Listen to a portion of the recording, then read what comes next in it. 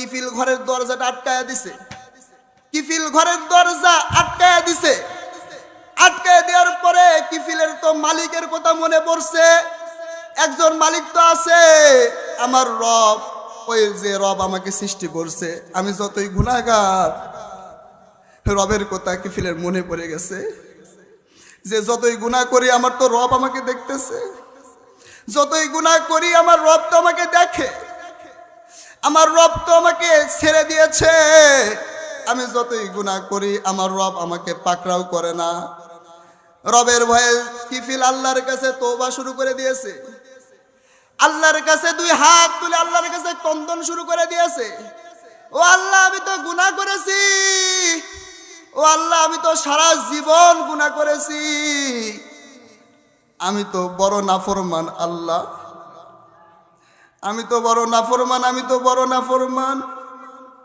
আল্লাহর কাছে এভাবে কান্নাকাটি করতেছে, কিফিল হাউ মাউ করে কান্নাকাটি করতেছে, আল্লাহর কাছে দুই হাত ধরে আল্লাহর কাছে কান্না করতেছে। কিফিলের এই ক্রন্দন আল্লাহ তাআলা খুশি হয়ে গেছে, সকলে বলুন সুবহানাল্লাহ। সাথে সাথে আল্লাহ রাব্বুল আলামিন কিফিলকে মাফ করে দিয়ে আল্লাহ তাআলা সাথে সাথে কিফিলের জানটা কবজ করে নিয়ে গেছে।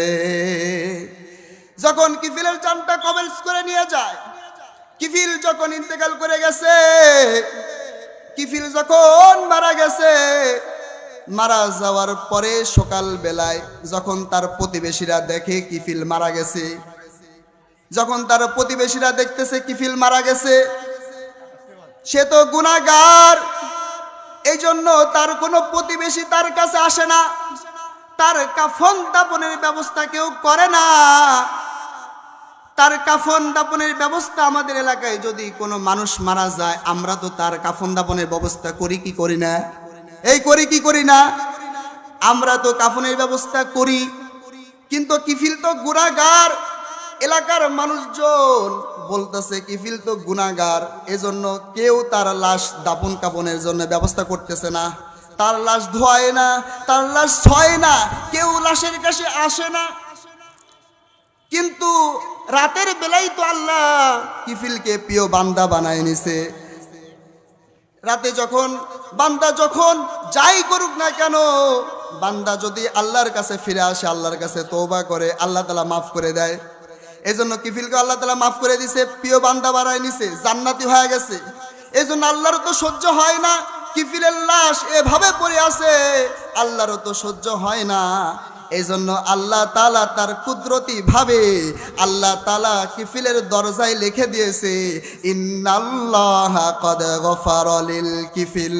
আল্লাহ তাআলা তার দরজায় লিখে দিয়েছে যে নিশ্চয় আল্লাহ তাআলা কিফিলকে মাফ করে দিয়েছে। সকলে বলুন সুবহানাল্লাহ। আরো জোরে জোরে চিৎকার দিয়ে বলুন সুবহানাল্লাহ। আল্লাহু আকবার।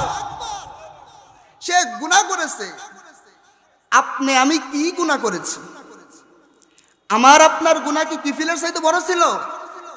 আপনি আমি কি প্রত্যেক দিন একজন করে নারী নিয়ে সম্ভব করি? করিনি। কিফিল এত বড় গুনাহগার, কিন্তু আল্লাহর কাছে ফিরে এসেছে, আল্লাহকে স্মরণ করেছে, আল্লাহরে ডাক দিছে, আল্লাহ কিফিলের সমস্ত গুনাহ মাফ করে দিয়েছে। সকলে বলুন সুবহানাল্লাহ।